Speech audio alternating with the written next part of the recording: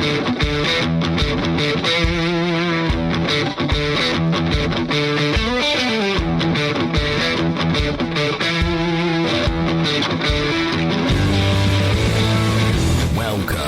to the Fantasy Footballers DFS Podcast with your hosts, Kyle Borgognoni and Matthew Betz.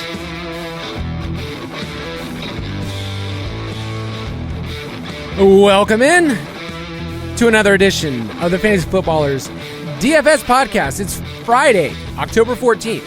I'm your host, Kyle Borgognoni, and I'm joined, as always, by Matthew. We're tied up bets. 1-1, Phillies and Braves. Yeah, that was a pretty predictable Phillies loss. Braves, dude, hadn't lost 2 games back-to-back at home since April, so I should have bet it. I should have just happiness hedged, bet the Braves, because I knew it was going to be a 1-1 series. Headed to Philly tonight. Citizens Bank Park. It should be rocking. But this is not a baseball podcast, Kyle. We're talking football today.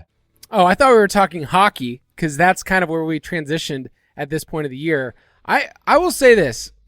Our friendship, getting to do this podcast together, sometimes we pinch ourselves and say, hey, we get to talk about football and sports for a living, while my wife is doing 19 different parent-teacher conferences as we speak. So I've got a tough life. She's the real MVP, let's be honest. Our wives kind of have shown out recently, and they're dragging us along, just our little corpse of you and I just talking about our little fake football lives. But if you're listening, we are super glad that you're with us. We've got a great show. We're going to be talking about our cash picks, which, man, last week we were running hot, and some games we want to stack. We'll even debut a segment that in 2022, it's gone, but the people have asked for it. And by the people, you reminded me that we used to have this segment, and we brought it back, our slate breakers. I mean, oh, yes, sir.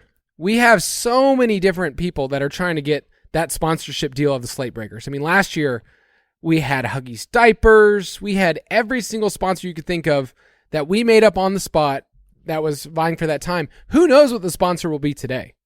We'll find out. It should be good. If you want to get all of our picks, once again, we always mention the DFS Pass at the top because we think it is an insanely good deal on our site. It's live, dfspass.com. If you use the promo code DFSPod, you can save yourself some quiche.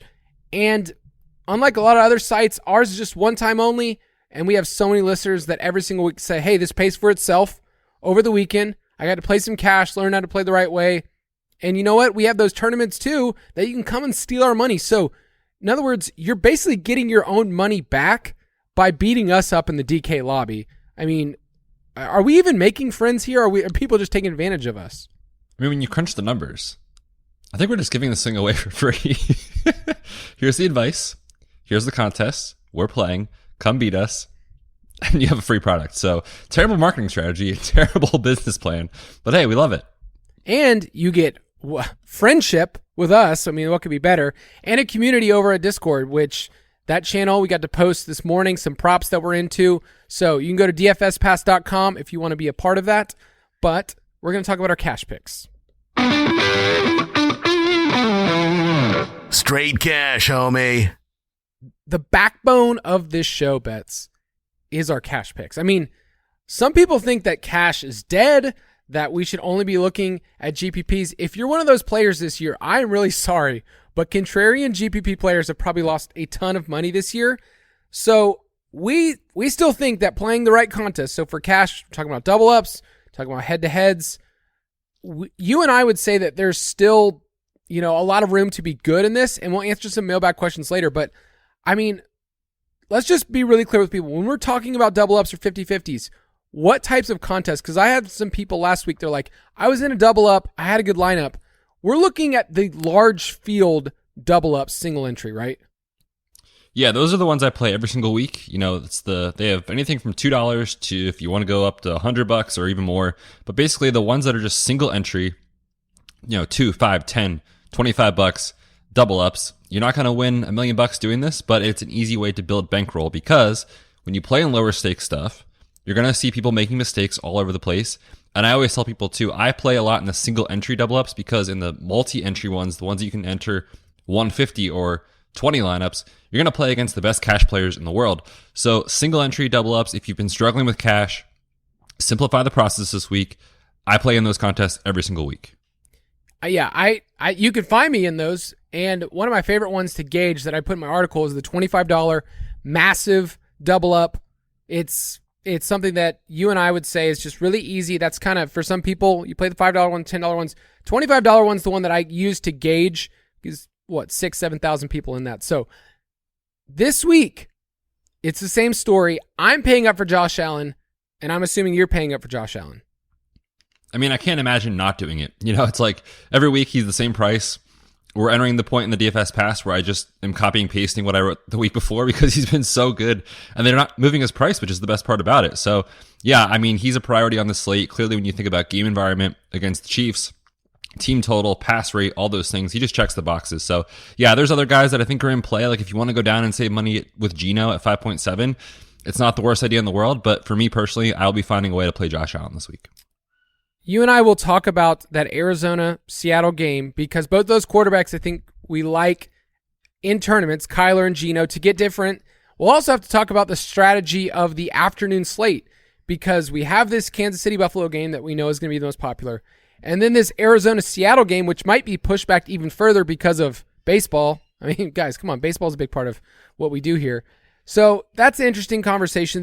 But we love Josh Allen. We love the volume. We'll detail that game in just a second. On FanDuel, I have Josh Allen as well. It's a little bit more expensive, but the pricing is what it is. At $9,200 on FanDuel, you can't do wrong with Josh Allen. So, I don't know, like in double ups, in 50-50s, last week he was like 26%. What do you think Josh Allen's going to be this week in cash? I mean, quarterbacks generally are a little more spread out, even in cash. Last week we saw like Leonard Fournette reach 50-60% in cash, and Josh Allen and Tom Brady were kind of split.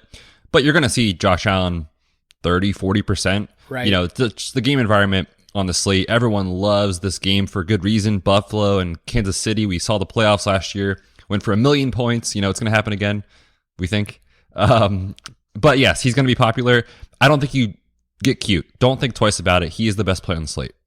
Speaking of popular players, right now, we have Ramondre Stevenson in tournaments. So we're not even talking about cash, like 35-40% is where he's showing up. And we'll see on the roster percentage report. But in cash, I'm just going to say it right now, I bet Ramondre Stevenson will be 80%. Yeah, he is going to be. But what stat do you want, Kyle? Like, it is insane, the matchup against Cleveland. 28th in rush yards allowed, 32nd in EPA per rush, 32nd in DVOA, 31st in explosive rush rate allowed, 31st in yards per carry, and 31st in rushing touchdowns allowed. I cannot imagine not playing Ramondre Stevenson in cash to the 20% out of you out there not doing it. I think it's a mistake. He is, I think, the free square this week at the running back position. We'll talk later. I think in tournaments, I want to bring up, like, okay, what does he have to do to fail? And what else can you do in terms of pivoting? Because there's a lot of other running backs at that price point that will have much lower roster percentages. But yes, Ramondre is locked in both of our lineups. It probably, that probably means he's probably going to go for like 10 points.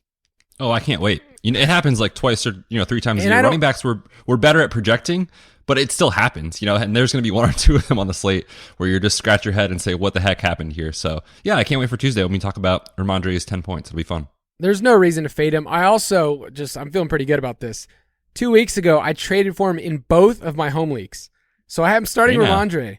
I've done it the last 2 weeks, and it's feeling pretty good right now. So at 6K, he's going to be popular. Ken Walker, I think, is also going to be popular. He's got to figure out his name because depending on the site, he always breaks their system. It's Kenneth Walker on the official Seahawks website, so I'm going to go with that. But at 5.4 against Arizona, I could see him being, I don't know, 3rd or 4th, like top 3 or 4 most popular running backs. Yeah, that's probably fair. I mean, at least top 5 for sure. Right now, I would consider that Eno Benjamin is going to be in a ton of lineups as well. James Conner's still not practicing. It's trending as if Eno is going to be the free square at 4,600, and I'm prioritizing him over Walker. I would too, especially when you consider you're saving a bunch of money to go down to him. I think they're both great plays. I think when you think about price, he's totally fine. I was never like a huge Eno guy in like Dynasty and stuff, but I was actually looking today at like some of the PFF efficiency metrics. He's actually been pretty good whenever he's had an opportunity. And we know he can catch the football too. Cliff, when they get in close, he wants to run the ball. So it makes sense. Again, don't get cute in cash. If James Conner is out, I think you just take the free square. You play Eno at 4.6K. It's a different conversation in tournaments, but for cash, I think he's a great play. Don't forget, Betz, there was once a time in my best ball life where I wrote an entire article. Yes, you did. Devoted to Eno. It's called the Eno Benjamin Principle, and it was because he had scored like 0 points, but he was a good best ball win rate player. Go check it out. It's a fun read if you're sitting on the toilet. I think a lot of builds this week are going to be 3 running backs. I think people are going to spend down with Ramondre and Eno and Walker. They're going to have at least 2 of those. And then they're probably going to fit in another guy. We talked about Saquon on Tuesday. I think Alvin Kamara is still underpriced at 6.7. We got to kind of monitor the practice reports for the Saints. I like Breece Hall at 5.8. Do you have any lean on builds of what you're preferring, or I don't know, what do you think? Like, I feel like you can't go wrong with these guys. No, they're all really good plays, and obviously they're very price, they're different in price. Like Breece Hall at 5.8 and Saquon at 7.7, it's a completely different conversation because of what they cost. I do think 3 running back builds feel right this week because of how many good plays there are from a median projection standpoint, and a lot of these guys you can project for 16 to 20 touches, combined rushing and receiving. So they're all really strong. I think, though, for me, when I go down to wide receivers, and maybe we can come back to running backs if you want to, but at wide receivers, I think Stephon Diggs is an absolute priority on this slate for cash. I mean, Kansas City just getting absolutely torched by opposing wide receiver ones, 31st in DVOA against wide receiver ones. And I know it was Gabe Davis that stole the show last week, but Steph Diggs still had 8 catches over 100 yards and a touchdown. Like, everyone talked about Davis, they didn't talk about Diggs. He's been incredible. This game environment, I'm trying to figure out how to get Diggs in my lineup. And obviously, if you do that, it's tough to fit, Saquon. It's tough to fit McCaffrey. So I think my lean right now is to get up to Diggs. And if you want to play 3 running backs, come down to Kamara or come down to Breece Hall. I can't argue with Steph Diggs. I didn't play him last week. I played him 2 weeks before in cash. He's always in consideration. Is it one of those things where if you're stacking Allen and Diggs, that's eating up so much salary that if you don't have room for Diggs, at least you're going to have Allen in there and just believe the production's coming there? Yeah, I think if you're only able to fit one, which, again, I have a lineup right now that I am fitting 2, but if you can only fit one, to me, it's you play Josh Allen, and it's because of the fact that it's less volatile at quarterback than it is at wide receiver. Diggs can come out and give us an air ball. I mean, any wide receiver can do that in any slate, but he looks incredible, and yeah, you could get a lot of access to his points through Josh Allen. So if you can only play one, it is Allen for me. That said, I am going to be trying like crazy to fit both. I came on this podcast to declare that I really, really, really want to play Mike Evans in cash. I knew that Chris Godwin was already a good play at 6.1, Evans at 7, and then on FanDuel at 7.7. He's a great play, I think. But when you showed me that picture today of Tom Brady wearing that Chris Godwin shirt, our boy Rod Christopher Godwin, I could save $900 here. I mean, this is what you come to the podcast for, is us figuring these little inside edges out of how we're going to project these players. Tell me another quarterback wearing their wide receiver's face on their t-shirt at the Thursday press conference. You can't. Tom Brady's wearing Chris Godwin. And if we go back to last week, Godwin quietly didn't really play his full allotment of snaps and routes. Maybe they're just easing him back in from the hamstring. So you can project more Chris Godwin in this spot, dream spot against the Steelers. So combine the t-shirt narrative with the on-field metrics and talent of Godwin. Absolutely love him in cash. But a little spoiler alert, we're going to be talking about Mike Evans later in the show. I mean, the thing about Tom Brady, on the main show, we talked about this a couple of weeks ago.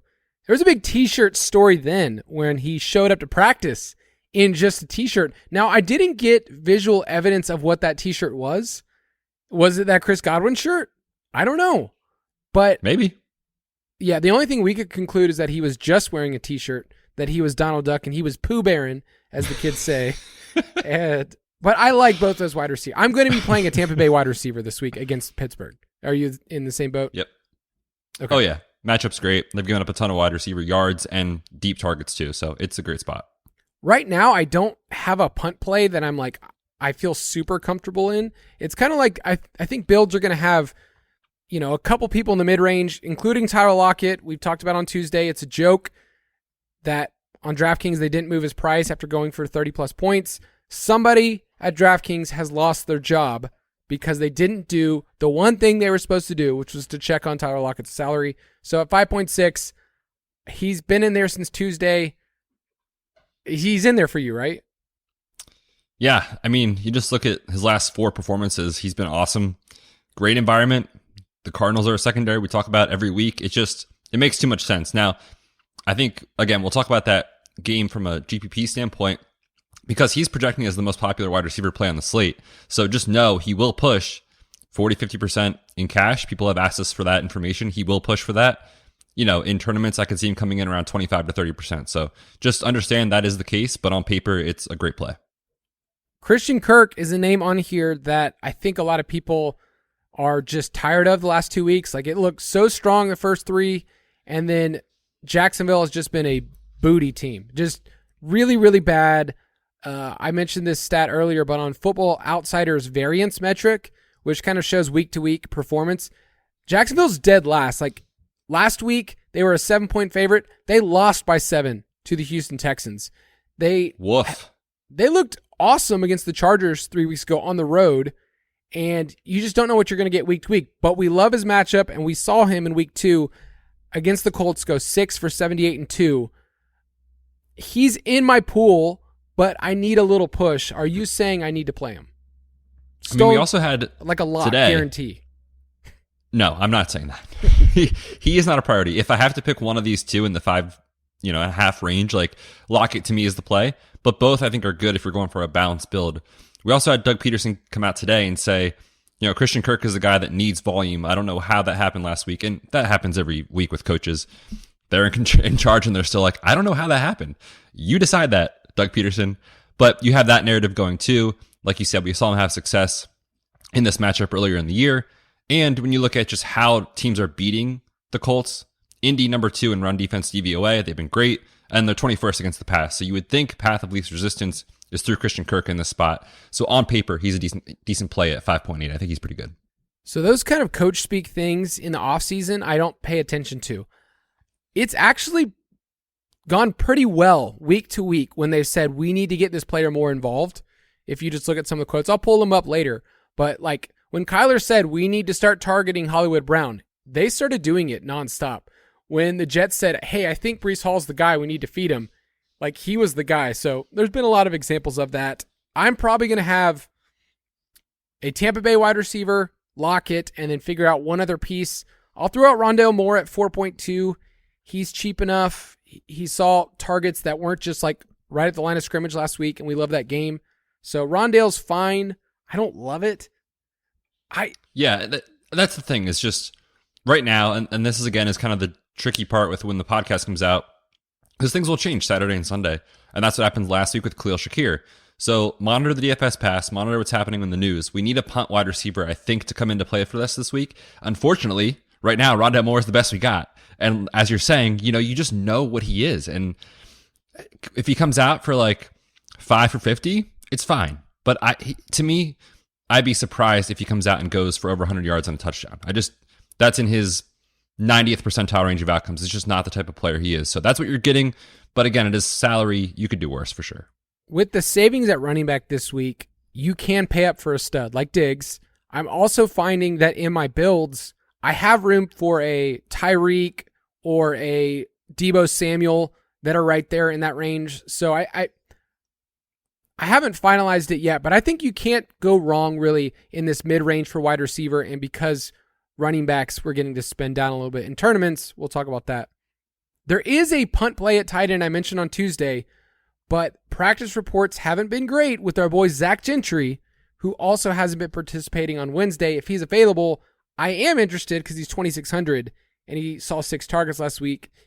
So he's the punt play. K. Dotton looked better earlier in the week, but it seems like Cam Brate's going to come back. He's 2.9. Are you interested in Otten anymore? I don't think you can really go there unless we have Cam Brate news. I mean, there was also something from Rick Stroud, who covers the team, saying that he still thinks K. Dotton's going to be part of the offense even when Brate's back. But it's just, I don't think in cash you can go there. We don't know. I mean, in a couple of weeks you could be saying K. Dotton overtook Cam Brate and he's the guy now. That's possible, but I don't think you can go there if Brate's active this week in cash. Little hand in the dirt take right here. Cade Otton was actually a pretty good prospect coming into the draft, slipped the 4th round, but out of Washington, that guy had a lot to show. Oh yeah, you like the tape? I actually did. He slipped, and I have him in a dynasty league that I was like, hey, him and Bellinger were 2 tight ends that I'm like, sweet, there's going to be opportunity. I don't mind it at all. But yeah, he came into the draft like, it wouldn't have shocked me if he was the 3rd tight end behind Dulcich and McBride, but he slipped a little bit further. But anyway. You were pretty good overall in the last couple of years of like finding those gems later in the draft. Not to go to football guy take here and dynasty bro, but I remember all offseason you were like, dude, check out Romeo Doubs. And I was like, this kid out of Nevada, like, you know, not even going to go in the first 3 or 4 rounds. Like, why would I bother? Look at us now, Kyle. Look at us now playing Romeo Doubs and getting him on all of our season-long leagues and best ball. So shout out to you. You're good at that. I'm not. I mean, I liked Eno Benjamin before it was cool. Yeah, true. I mean, okay, I've had a couple of good takes in my life. Let's just put it that way. Just a few. I won't tell you the bad ones. Terrace Marshall Jr. is just... Oh, gosh. I could not be more in debt in my bank account from Terrace Marshall in Dynasty and whatever. Gosh, he could have been great. Freaking Matt Rule. All right, give me a couple other tight ends that you're looking to play. Like, are you looking at Mark Andrews at 7K? He's a wide receiver is what people need to realize, you know, so it's kind of scary to play a 7K tight end, but when you think about him relative to wide receivers, you could say he's underpriced because he is the wide receiver 1 and Rashad Bateman still looks like he's not going to play this week. So if you want to spend up and get your build that way, I prefer him over Kelsey if you're going to spend up. But that said, you know, there's guys that I would much prefer to play. I would much rather get up to Diggs. We talked about Josh Allen. So it's tough to fit all those guys, but he's in play. He's in your pool. And I'm going to probably play at least 1 or 2 GPP lineups with him. So he's great. I'll throw out 2. Tyler Higbee. I mean, it's just you copy and paste every week. He's getting 8, 9, 10 targets each week. He's the 2nd read behind Cooper Kupp. Allen Robinson is out there running routes, all team first cardio. So, yeah, you can go there. 4.6K against Carolina. He is so boring. Like, that is the most boring. Who, Higbee? Yeah, it's a bland, boring play. He's a cash play, man. That's what this is. Gosh, you're right. I love Andrews. I looked up a stat earlier about what he does against man coverage. The dude is a wide receiver. We've been saying that, and you said that, and I've said all over Twitter. So, I don't know. I'm at this point now where I don't love the other tight end plays. I'm not going to be playing Kelsey and cash. I think I might play Andrews. It's either Andrews or all the way down to Gentry. And then we mentioned Ertz is in a great spot against Seattle. That might be something more for GPPs if you want to go that route. But let's finish with defense because they're boring too this week. I'm really sorry, people. I want to be motivated. I'm motivated for the rest of the show, but I hate the defenses this week. So quickly give them to me. I hate DraftKings for giving us no one under 2.4. Like, you have no option. That is the cheapest this week. And I always like to save money if I can in cash. And for me, it's Carolina. You know, we talked about the the Brent Burns blunder on Tuesday's show. Great for me, that hockey was a mistake. player. But the point remains, you know, Carolina has talent on defense on the front 7. And the Rams' offensive line is just atrocious. Bottom 10 in pass block win rate. They're dead last in yards per play. They've been just so bad. So you can do worse than Carolina at 2.4 in cash. I don't mind the Saints at 2.8 at home. I don't mind if you really just said, hey, you know what? I want to lock it in. I don't want this volatility. Give me the Rams. They're way too expensive, though.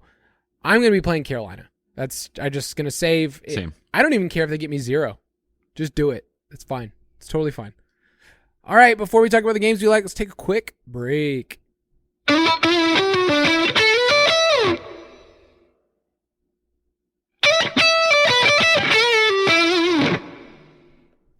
Betz, the slate this week is pretty afternoon heavy. Like, to the point of I don't really know how to build in GPPs without thinking about those 2 games.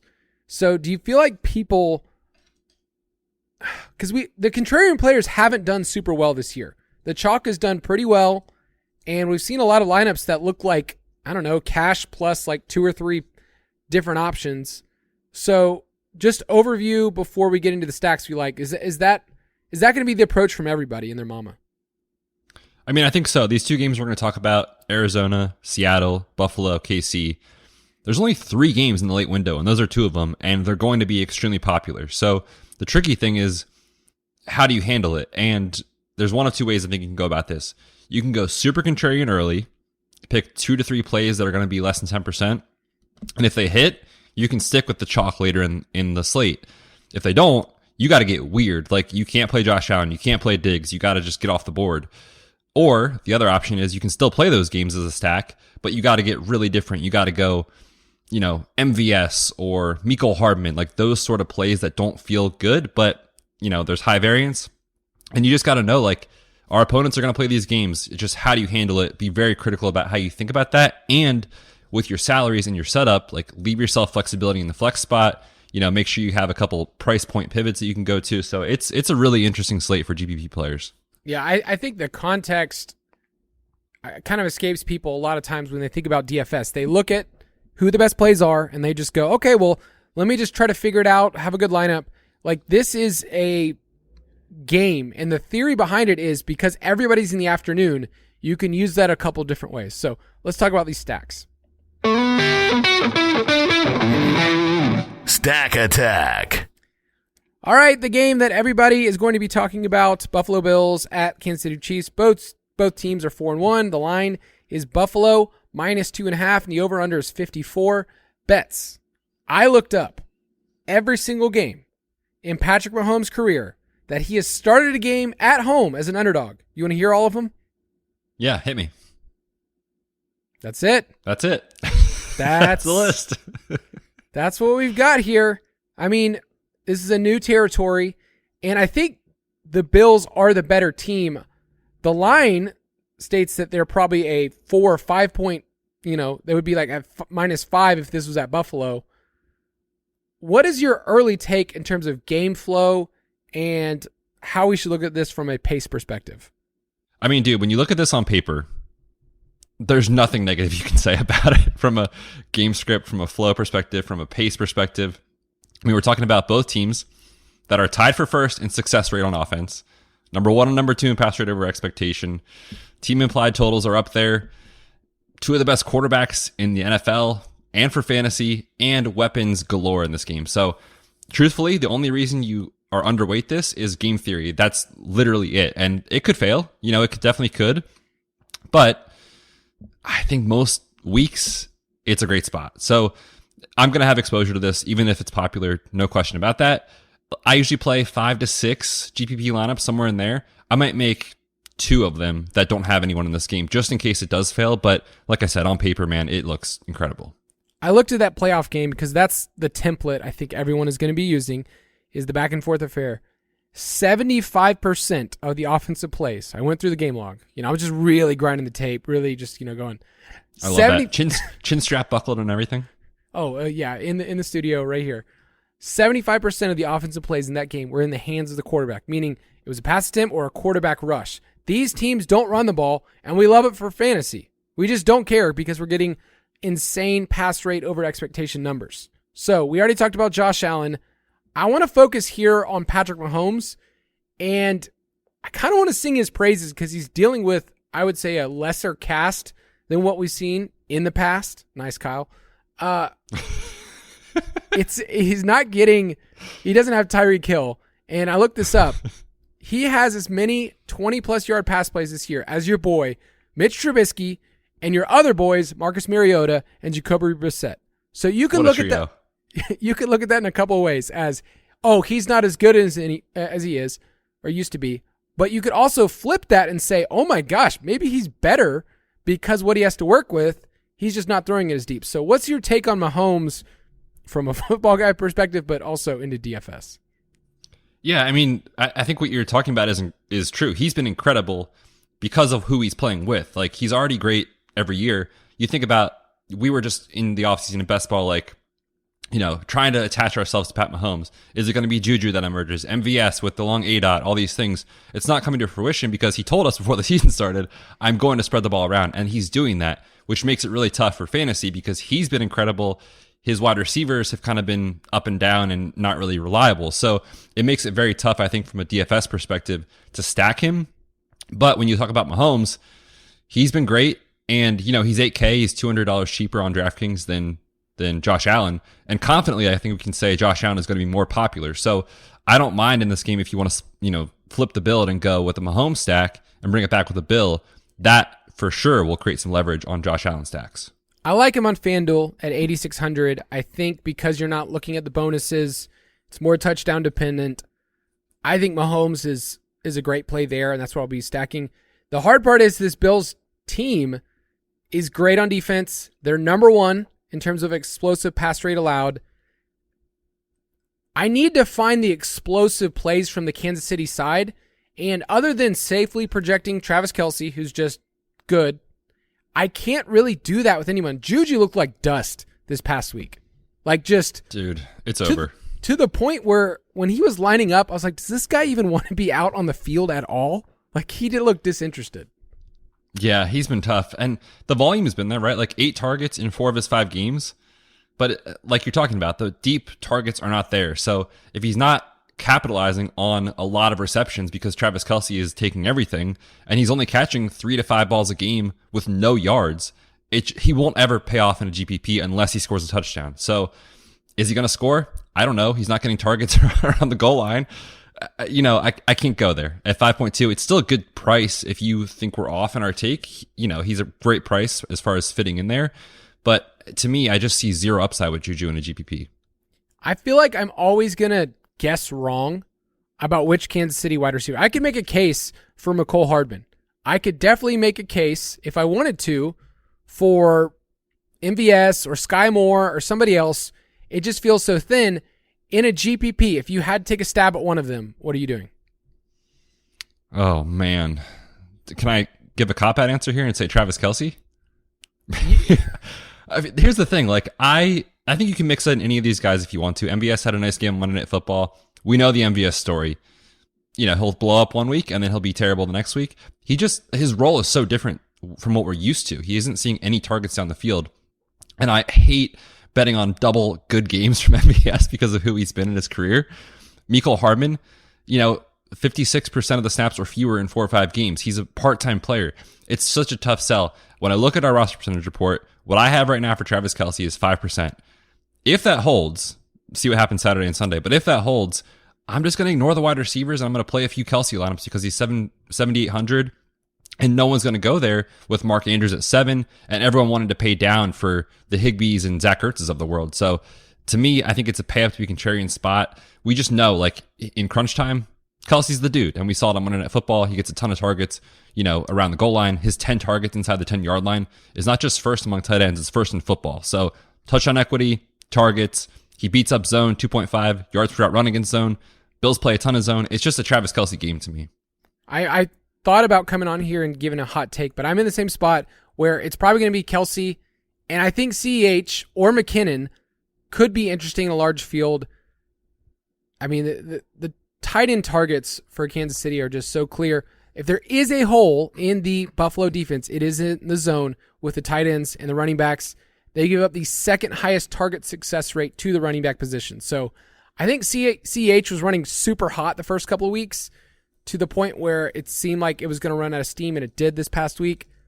I don't know. I like McKinnon in a large field. I'm not saying it's a great median outcome, but let's say McKinnon catches 4 or 5 balls. They're coming from behind.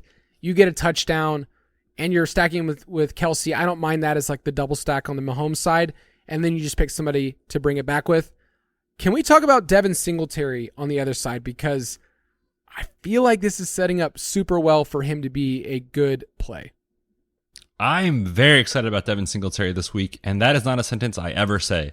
So can't wait for him to come out for 8 DraftKings points. But on paper, it's a really nice spot for Devin Singletary. And, if you want to get leverage on Josh Allen and Steph Diggs, to me, it is Devin Singletary in this spot. He's so cheap, $5,900 on DraftKings, $5,700 on FanDuel is a joke. He is so cheap. Per Dwayne McFarland, Singletary has a 76% snap rate when games are being played within 1 score. If we think this game is going to be very close, Devin Singletary should be on the field a ton. And what's nice about Devin Singletary is he's playing so much in the red zone.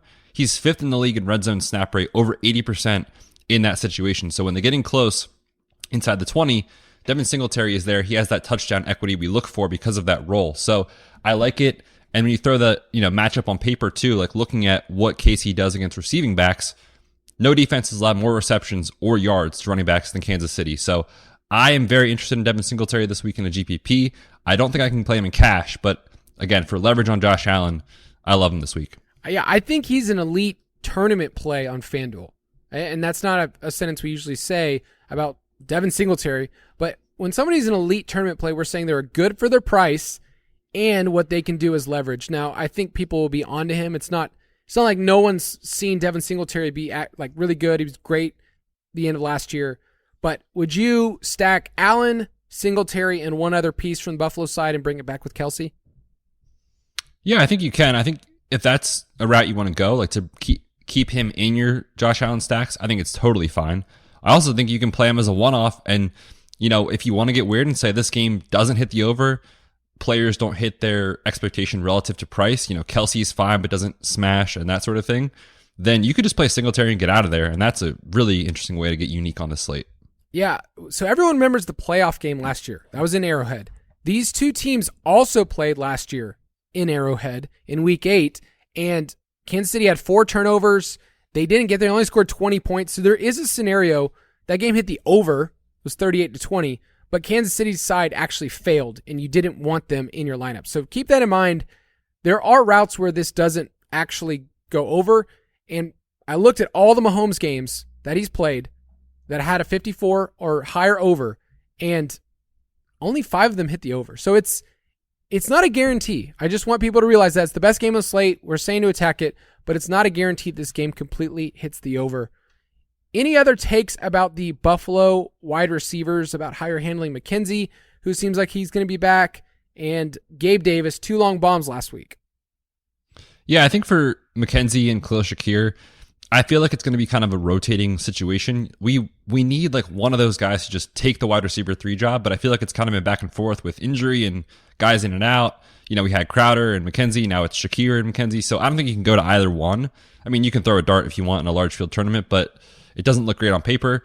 But yeah, Gabe Davis, I think a lot of his struggles were ankle related as far as the injury. We saw last week, it was the first week of full practices he's had since week 1, and he went off. He didn't see a lot of targets, but he saw the valuable targets that we like. So I think if you want to get off of Steph Diggs, great leverage play, Gabriel Davis. On FanDuel, he's going to be a lot more popular at 6.9. On DraftKings, he's 6.5. If we didn't have that game from last week, I think a lot of people would be down on Gabe Davis, but now the narrative is we saw what he did last year in the playoffs, we saw what he did last week, and now he gets to play Kansas City again. So, he's not sneaking up on anyone like he was last week. But oh, brother, can I tell you what I have him right now in the roster percentage report? On DraftKings? Yes. I bet on DraftKings, I'm going to guess, he's under 5%. 2.4. Wow. Okay, if he's going to be We'll see if it holds. I could see it getting steamed up a little bit more. The price isn't like great for someone who's not a PPR guy. Like, what? No, he has to score touchdowns. Yeah, that's why FanDuel, I think he's a lot better and why he's going to be steamed up more. Give me your Vegas take on this game. I think we get, justice in the world for the overtime situation. I think the Bills pull it off. I'll take the Bills minus 2.5. I'll take the Bills minus 2.5 as well. I think the defense is good. I think Kansas City was fortunate. I think they should have lost that game last week against Las Vegas. Yeah, probably. All right, let's do one more game in the afternoon. It is the Arizona Cardinals at the Seattle Seahawks. Arizona is 2.5-point road favorites, and this over-under is at 50.5. I've seen it go up to 51 some places. It's weird looking at the team implied totals this week, and you see the Cardinals. Are they number 2 on the slate? I'd have to go back and look. I know they're higher than KC. They're at 26.5, and Kansas City's at 25.5. The problem with the Cardinals is they don't want to show up in the first half, and then they're frantic in the second half. Now, if they do get the lead, they kind of like cruise into neutral and just say, hey, we just want to coast. We want to run the ball. They don't have the running back depth to be able to do it. So we love this game because we think this is a good setup for Kyler Murray and the fact that the Seattle defense is terrible. And I feel like every single week, that's what people are doing in DFS is asking the question, who are the Seahawks playing and attacking that way? So where do you want to start this game? Well, before we get into it, I did just look. They are second on the slate, not on the overall Monday night and and Sunday night games, but on the main slate, they have the second highest total. So I am bullish on the Cardinals this week. We know Eno Benjamin. We said play him in cash. You can still play him in GPP if you just want to get different elsewhere in your lineup. But I think when you look at this spot, like you said, we need Cliff Kingsbury to get out of the way and be pushed for Kyler to hit his ceiling. So I'm only going to be playing Cardinals in my lineup in tournaments if I have Seahawks on the other side. I love Kyler Murray this week. I feel like he's kind of just going overlooked. Everyone is either paying up for Josh Allen, which is obviously a good thing.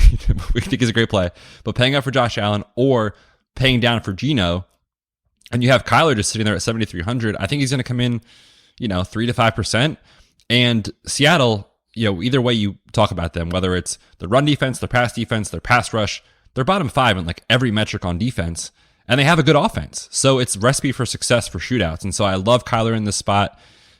Marquise Brown, another guy going overlooked in tournaments in the roster percentage report. He is seeing so much volume. It is elite alpha wide receiver 1 usage. 12.3 targets over the last 4 games. I mean, that stack right there is going to go overlooked. I think it's a great spot to go to in this slate. So is Kyler, and I know this information is in the DFS Pass, but I wanted to give people a little preview of the roster percentage report, which goes live Friday afternoon. Is Kyler going to be half the roster percentage of Geno? Like I bet, I'm not looking at it, you are. Is Geno going to be above 10%? Yeah, right now I've got him at 11. Okay. With that information, that tells me Kyler Murray is an elite GPP play. Because and I've got Kyler at 7 right now. With the way that Geno's been playing, I can't poke any holes in what he's doing, but Kyler is a much better quarterback. He's more mobile, and hopefully he's pushed to be able to do that. So if you're stacking Kyler, are you just saying, I want a skinny stack? Which I have a question about that later, but skinny stack just means you're picking one person to stack Kyler with. Is it Hollywood? Yeah, I think so. I mean, like we talked about, Rondale is a fine cash play. He could not be more of a fade for me in tournaments if he is going to come in around 20%. You talked about his role in the receiving game finally being a little bit more diverse and like getting down the field. And that was actually in week 4 with AJ Green out of the lineup. He was on the perimeter. Last week, we saw the same role we've always seen from Rondale Moore. He went back in the slot. He played over 80% of his snaps in the slot, 2.38 up. I can't do that in a tournament. No way. So I think for this one, you get off of that. Zach Ertz is fine. We talked about him on the Tuesday show. Like, you know what you're going to get, but there's no slate breaking upside with Zach Ertz. So for me, I'm hoping Kyler finally runs. I'm hoping he gets pushed, and I'm only stacking him with Hollywood, I think. If I have a game flow that projects Cardinals to once again, fart around in the first half and then come back in the second, I'm interested in Ertz because that's how he does things, is he racks up PPR stuff, and we know that Seattle's the worst defense against tight ends. Just they had that Hawkinson game that they were completely annihilated. Last week, their points are kind of skewed, but it was Taysom Hill also throwing a touchdown to Adam Troutman, and Kyle Pitts actually double tight ends. Yeah, I know. Kyle Pitts actually had 80-plus yards against this team, so you know that there's okay, a pulse. Maybe we should play Zach Ertz then. I think normally I would just be with you, like, okay, he's old and dusted, but I think there's one more shot. Jason talked about it today on the main show. Like, we get the final clearance rack version of Zach Ertz before DeAndre Hopkins shows up and ruins everything. But on the Seattle side, we know Lockett's going to be super popular. We know Ken Walker is going to be super popular. How are you attacking their side?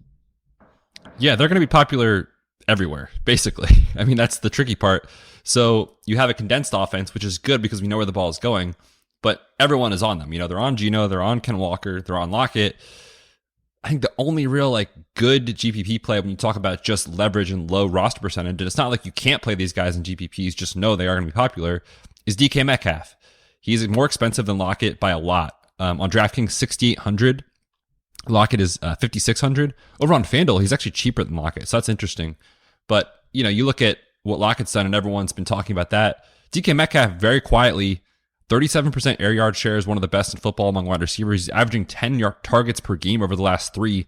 He also has 7 red zone targets. Tyler Lockett has 1. So if Lockett isn't catching a deep touchdown, chances are DK Metcalf is getting the touchdown. So I'm interested here. What are your thoughts on the Byron Murphy, shadow corner, wide receiver 1s against Arizona situation? Because I asked a good friend of the show, Andy Holloway, perhaps you've heard of him, who watches every Cardinals game, and I said, dude, is this real?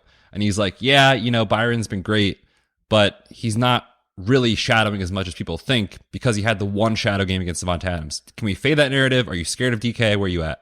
I'm going to fade the narrative. One, I know I'm a contrarian personality, so when somebody presents me something, I immediately go, oh, I want to buck up against it.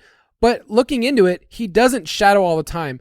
Wide receiver cornerback matchups are important, but because we live in a world where teams play so much more zone defense than ever before, it's telling me that if DK Metcalf is coming in, I don't know, 10%, like he's not going to be like 5 or anything, right?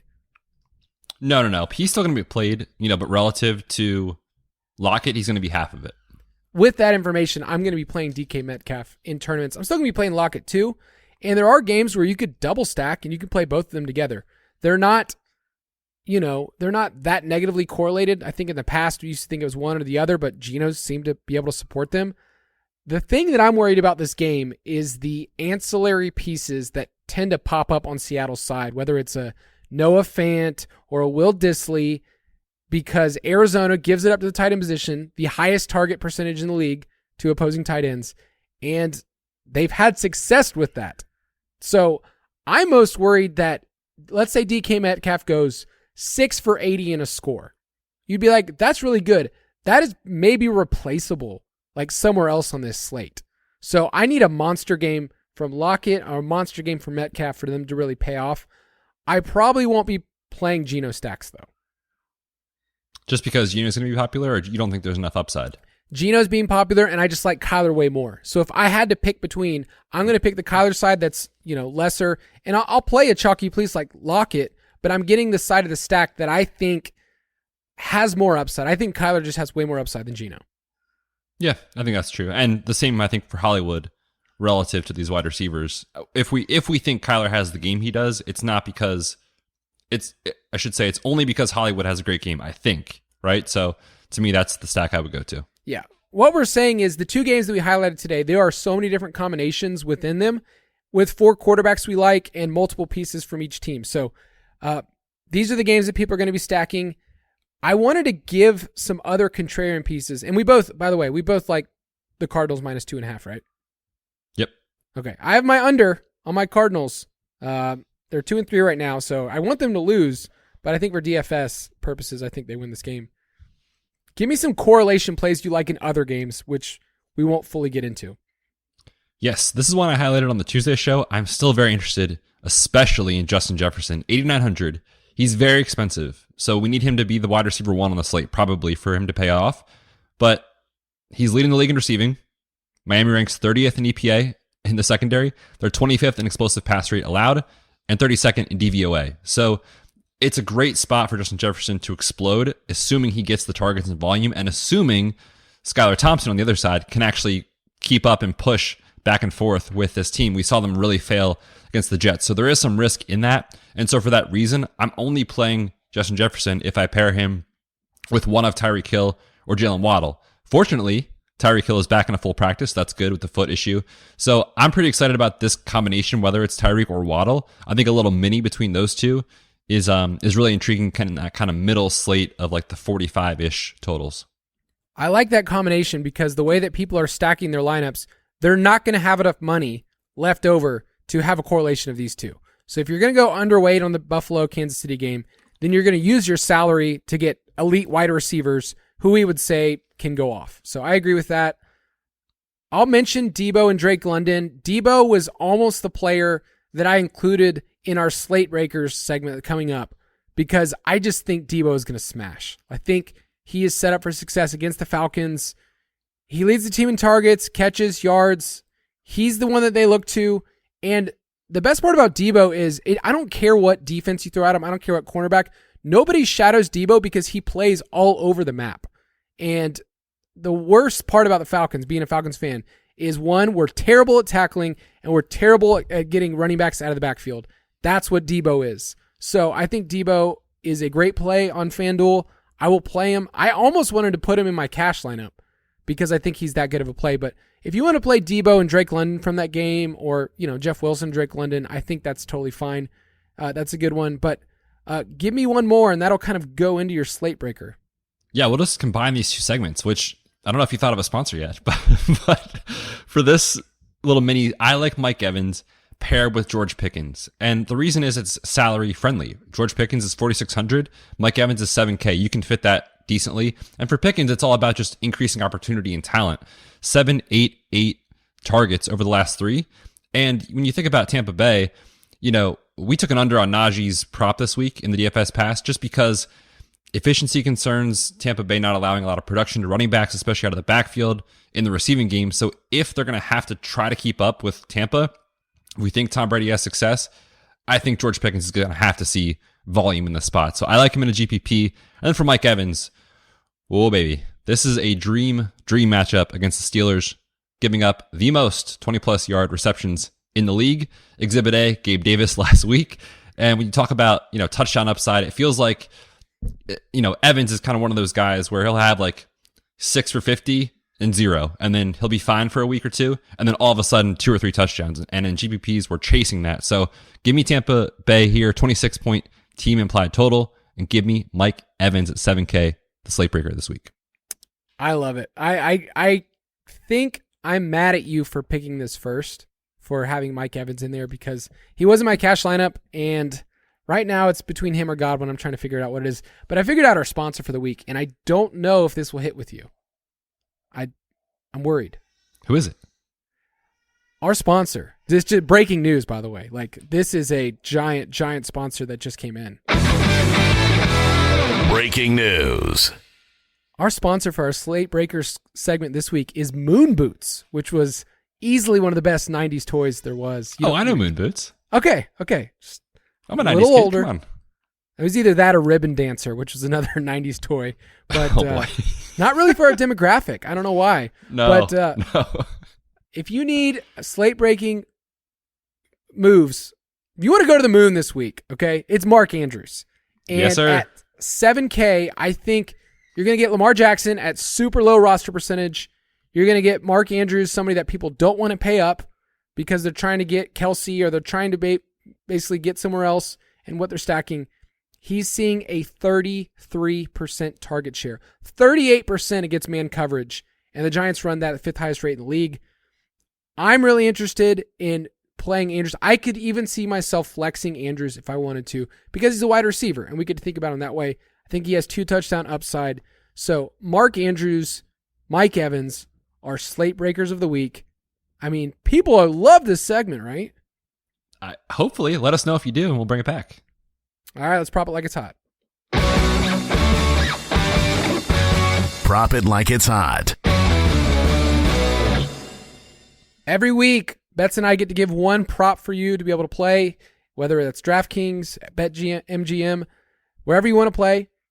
More of these are available in the DFS Pass as we get to give those, and then give them exclusively to our DFS and Props Discord channel. Get to notify people when we get in a new prop. Betz, hit me with one. Yes, I'm going to go Tyler Algier, running back for the Falcons. I'm going to go under 48.5 yards. This is on almost every book that is out there. San Francisco's matchup is brutal against the run. Number 1 rush defense DVOA. Number 4 in yards before contact allowed. Number 4 in the number of 10-plus yards they give up. Number 2 in adjusted line yards. And this is a full committee. The guys talked about it on the Thursday show.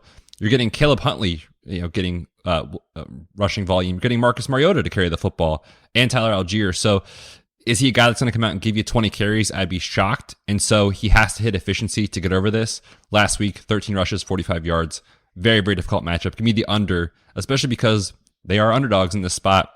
And I think they might have to throw the ball more, hopefully, maybe. Please, Kyle Pitts. Please, Drake London. Please, Arthur Smith. So give me the under on Algier.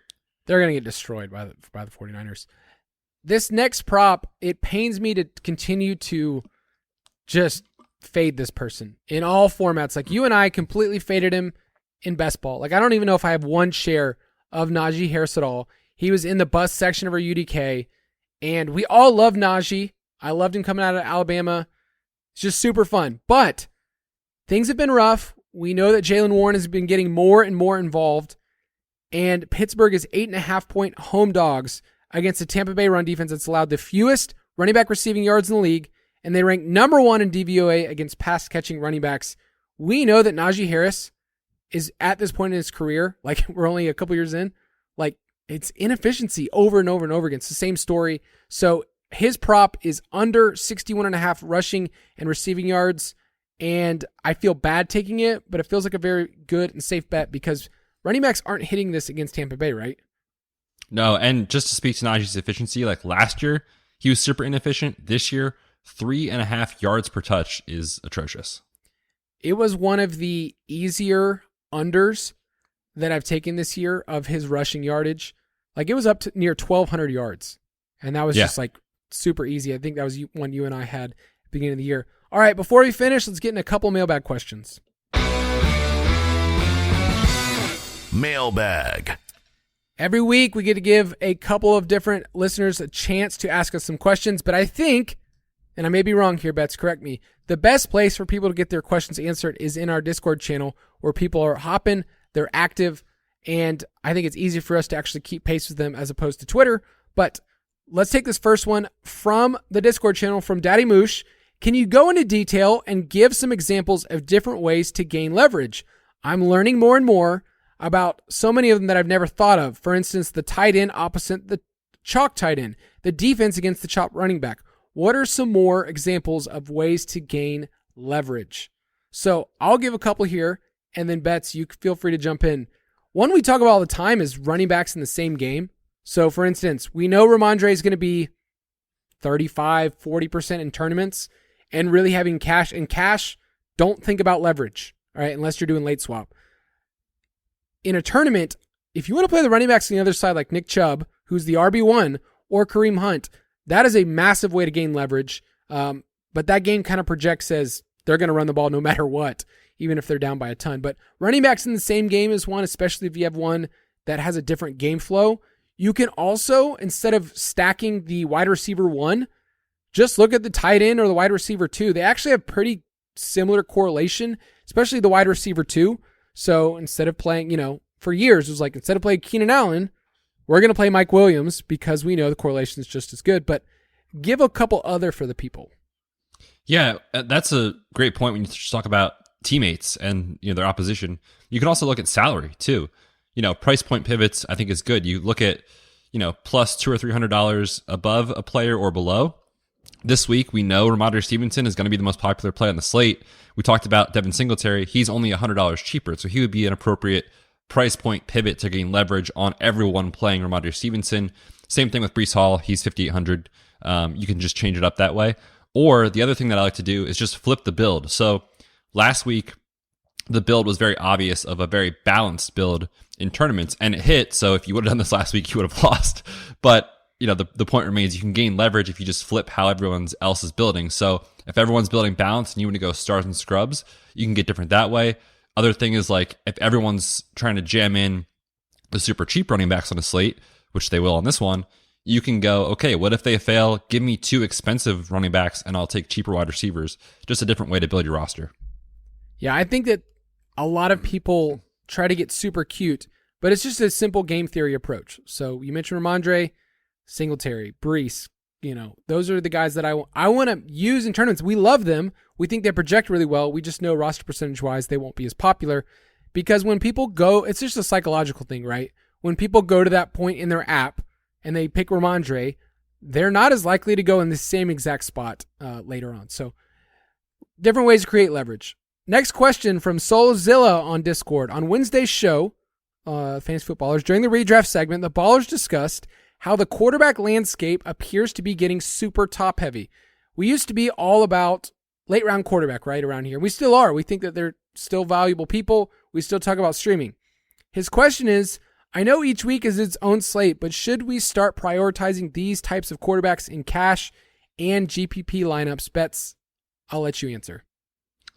I think so. I mean, you're seeing it. We saw it last year, and we're seeing it even more this year. And I think this year might be a little bit of an outlier with just how obvious it's been. But I do think the point remains, they are going to separate. And, that's why we talk about every week the same quarterbacks in cash. It's, Allen, Lamar, Hurts, those sort of guys. And Mike in that, redraft segment where they redrafted, if they were doing leagues today, took Josh Allen 5th overall. We would never have said that, a month ago or 2 months ago, because he's just been so incredible. And that's the reality of rushing quarterbacks that have the upside. And we talked about it last week in the cash segment review for the Tuesday show. Like Tom Brady was great, but he'll never, ever give you a ceiling game that Josh Allen can give you. That's just the reality of the position. It's changing, and I think we should definitely adjust how we play in DFS. Yeah, each slate is different, so we got to consider who's on there. But, you and I have had the same conversation about cash every single week. Play Hurts, play Josh Allen, play Lamar. Like that's where we're at because of the difference making they give you. And with Josh Allen, you're going to get probably the 300-yard bonus almost every single week. And then on top of that, you actually have a real threat at someone also getting the 100-yard bonus. So, and there's weeks that he's going to get 50 pass attempts, which is just insane to be able to say that you can get that from a quarterback. So he's underpriced. He should be 9,300, something like that. Yeah, and then I would actually consider like, okay, I go to Geno or go to Kyler, but it's not that big of a deal to get up there with the value. Next question from Mike Ingenito. How do you guys split up your bankroll between double ups, 50-50s, and head-to-heads? So I'm going to use the example of if you had $100 bets and you were using that just for cash. That's not talking about for GPPs. But if you're using $100 for cash, how would you split it up between double ups, 50-50s, which I kind of consider the same thing, and head-to-heads? Yeah, double ups and 50-50s on DraftKings especially are the same thing. So we'll talk about that as like one category. I would truthfully just do 50 and 50-50, split it up with half of your bankroll going to head-to-heads and half of them also going to 50-50s. That's how I would do it. Yeah, and make sure, this is something that we explain to people that are new, but when you go into the lobby, set up your own head-to-heads, okay? The majority of people are just going to go in there and say, hey, I want to play $1 head-to-head, or I want to play a $25 head-to-head, and they're just going to find somebody else, and you get to make sure that you set your zone up so people can come to you. You also need to make sure you click the box where it says limit to only one opponent, or else you will get a shark to come in there and bully you and say, hey, I want to just play this person for all their head-to-heads. But I'm pretty much the same way as well. Next question from Joby on Discord. For a beginner, could you explain some terminology and theory behind game stacking? For instance, stacking versus a skinny stack. What is a bring back and why may you want it? I feel like we're going to need like an article that goes back to some DFS 101. I know we have a ton of content out there, but I feel like a lot of people coming in need to just have these terms defined. Yeah, and I actually put out in August kind of a like little cheat sheet about a list that you could use to create a DFS lineup, and in it talks about stacking and what a bring back is and why you do it. But the kind of rationale for it is, in these tournaments that you're trying to win, get in the top 10, it only happens if you have a ceiling performance. And the idea is, let's say you play Josh Allen this week. If he goes off and has a ceiling performance, there's a very, very, very good chance one of his wide receivers also has an awesome week. So you would stack him up to get all of that upside. And double stack just means that you refer to one quarterback plus two pass catchers. We generally recommend doing that for the quarterbacks that are not going to run the football, because when they're not running, the only way they get access to fantasy ceiling is through a huge yardage day. So you could see Tom Brady going nuts for over 350 yards and 3 touchdowns. It's not all going to go to Mike Evans. It could be Mike Evans and Godwin, that sort of scenario. So pocket passers, we double stack. And then a bring back just means you're playing someone on the other side. Last year, I think, was a perfect example. We needed Joe Burrow to get pushed to have these huge, in season-long leagues, winning performances in the fantasy playoffs. He probably wouldn't get there unless someone else on the other team helped him kind of push to get there. So when you're thinking about a bring back, you're just picking someone on the opposing team. So this week, if you're playing Buffalo, if you're playing Josh Allen and Steph Diggs, an appropriate bring back would be Marquez Valdes-Scantling or Clyde Edwards-Helaire, for example. Now, if you need a really good article on the site, there's one called DFS Strategy and the Thinking Behind It. The author said some great things. You can find that on the website. A couple more here from Brandon Brown. You guys talk a lot about neutral situation pace. What is considered neutral situation, and how often are teams actually in neutral situation game scripts? All right, so usually we're talking within one score, one way or the other, and most teams are kind of in that 60% range. Maybe some are up even more if they're just in a lot of close games. Like the Vikings last year, remember how they had like their first 14 or 15 games were all like one-score games? Like there are some teams, like the Lions, where they will just give you a heart attack. If you're a fan of the Lions, I'm sorry, because you score a lot of points, but your defense stinks. It's just a lot of up and down. Let me give you in a really extreme case, because you might say to yourself, like, I don't know, how much can we actually understand how much teams are in neutral situation paces. Let's take the Bills. They are 4-1. And I think, what's your take so far from the Bills offense? Has it been good, mediocre, or bad bets? Unfreaking believable. It's a dream. It is a dream for fantasy. It is what we want. And in your mind, you could think like, wow, they put up points. Let me give you some examples. Week 1 against the Rams. Do you remember that game at all, Betz? That first game of the year. What'd they do against the Rams? They went absolutely nuclear, and the demise of Allen Robinson started. That game, yeah, it felt like they were just throttling. They were within one score until midway through the fourth quarter of that game. And then it got really out of hand, and Stafford, kind of imploded. What about week 2 against Tennessee? Do you remember that game? It was a Monday night game. I mean, I think they just went crazy on it because a lot of the backups played for Tennessee, didn't they? Yeah, they won 41-7, but until halftime, it was within one score. Okay, so you got half of the game of a blowout where it was within neutral situation. What about against Miami? That was an awesome game. That one I don't recall. Okay, the entire game was in neutral game script. So you're getting a ton of a game where you get to see what does this team do. What about against Baltimore? Also don't remember. That's okay. I'm giving what I'm trying to tell people is that we love Buffalo's offense, but each week we kind of just think, oh, they're awesome and they blew people out. It was never a neutral game script. They were down by 2 scores in the second quarter and they had to come back. You remember, like, Baltimore didn't score in the second half. So that game was almost all a neutral game script, or they were negative. And then last week we saw an extreme example where it was against Pittsburgh and they blew them out from the very beginning of the game. And you didn't want any part of the Pittsburgh game. So my point in all of this is saying we care about neutral game scripts because that's what a majority of games are. And it gives us a detail of this is what these teams want to do. So that is my TED Talk for the day. I think you summed it up perfectly. All right, 2 more questions here. One from Alterity. Alterity? How do I say this? Alterity? Alterity. Dang it, that's way better. It's a great question. What is your favorite DFS memory of all time? Betz, do you have one? Oh, this is easy. And this is a perfect time to talk about this because my best week ever was the Gabe Davis 4-touchdown, 200-yard performance against these Chiefs. So I have a soft spot in my heart for Gabe Davis and what he did for me. Just an incredible day of football, incredible, results, obviously, with DFS and everything. And just what an unreal game that was. That Sunday was just so fun in the playoffs. All right, I'll give you a couple old memories and one that's recent. I remember creating a lineup with Josh McCown. He was a Browns quarterback. This is it was like 2015. And he threw for 450 plus in that game. And he was dirt cheap. And I just felt like the smartest person. I'm the smartest man alive.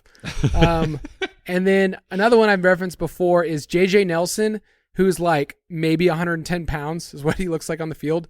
Had a monster game for the Cardinals. I think he had 2 touchdowns. That won me a tournament. And then this is one I remember you and I going crazy for 2 years ago. It was that Buffalo-Arizona game. And I remember it because I was sitting in first of a tournament. And I just felt like I had just played this perfectly. It was the last game. I felt so good. And I dropped down a couple of spots because of that Hopkins Hail Mary from Kyler Murray when he caught that in the end zone. Like, that swung me a couple $1,000. In the wrong direction. In the wrong direction. I'm surprised you're listing as your favorite memory then. I just remember I was so excited. That game was awesome back and forth. And then, it kind of ended it right there. But who cares? Still cool. It was a cool moment. Last one from Dob88 on Discord. Do you typically see more success with optimizers or with hand-picking lineups, especially if you're entering into huge tournaments? Yeah, so the tricky thing with optimizers is that you have to be really skilled with using them. And it sounds really silly because it's like, oh, you just click a few buttons and it just prints out the winning lineup for you. But you have to set rules and exposures and all these sort of things. So if you're not familiar with it and you just go in blindly and start messing around, there's a good chance you're not going to be successful. And for me personally, I'm not a great optimizer MME type of player. I know that about myself. Yeah, exactly. So I don't do it a lot. And I know it's a weakness for me. So personally, I've had more success with hand builds. Doesn't mean I don't use optimizers to kind of help me figure out what the optimal lineup is showing, kind of what the field is going to do. But as far as running a full MME set, it's not my strength. Yes, I think people are grossly misinformed of what an optimizer is. I get tons of questions from people that thinks it's just supposed to spit out what I should be doing. And optimizers are basically taking the salaries and they're doing points per dollar calculations. And then they are giving you a lineup that they would say, here's what can give you the optimal amount of point projections based on what it's feeding. But you're not actually setting up the rules. You're not setting up any of those things that I would think are super important. Like, are you Xing out players from the system? Are you setting rules that say, hey, in the flex, I don't want a tight end in my flex. Like, I want a wide receiver for tournaments. Are you boosting certain players? Are you setting exposure rates? Like, those are so many things that if you don't take the time to do that, it's just going to spit out something right away. I have so many people and so many questions about that. So I like optimizers to tell me what the field might do. But personally, I found myself going further and further away from them because I find that getting a feel for the slate and just looking at roster percentages gives you so much more of the information than almost anybody else in the rest of the field. So if I know Ramondre Stevenson's super popular this week, you and I have a ton more information than I would say so many people that are just playing this week and go, I want to play this player. So we like hand building. We have an optimizer, but I personally like hand building more than anything else. And I think that's how people learn the game best and how to play long term than just getting a program that you think will just win a GPP for you. I've never won a tournament based on an optimizer. I'm assuming you too. Nope. All my best weeks have been hand builds. Team hand build. If you're part of that squad. If you want to play with us, you can go to ballersdfs.com. It will direct you to our DraftKings League, Fantasy Footballers DFS Borg plus Betz. I just opened up a Thursday night extravaganza contest for tonight's game. We're recording this on Thursday, and which means Friday, you and I are just going to be filthy, filthy rich because of Darnell Mooney. Oh, that's a weird way to spell Terry McLaurin, Kyle. Man, I hope Darnell Mooney goes off. That's what Give me the leverage. We'll see what happens on Friday when people listen to this, but it's a Darnell Mooney spot. Washington secondary is terrible, so we'll see. Maybe they'll let Fields throw more than 20 times a game. That would be super great. Make sure if you want to go in there, we have some contests, including a 600-person contest. But go to ballersdfs.com and enter in those right now. Bets. It's going to be a great weekend. Braves on Friday. Going to smoke you. Oh, dude, what a weekend. We got Phillies baseball. We got Eagles and Sunday Night Football. We got a great main slate. It should be a ton of fun. Enjoy Bills and Chiefs. Super interesting slate. Get in the DFS Pass. Let's win some money this weekend, Kyle. What do you say? Let's do it. Thank you for listening to another edition of the Fantasy Footballers DFS Podcast. Don't forget to visit us on the web at www.thefantasyfootballers.com.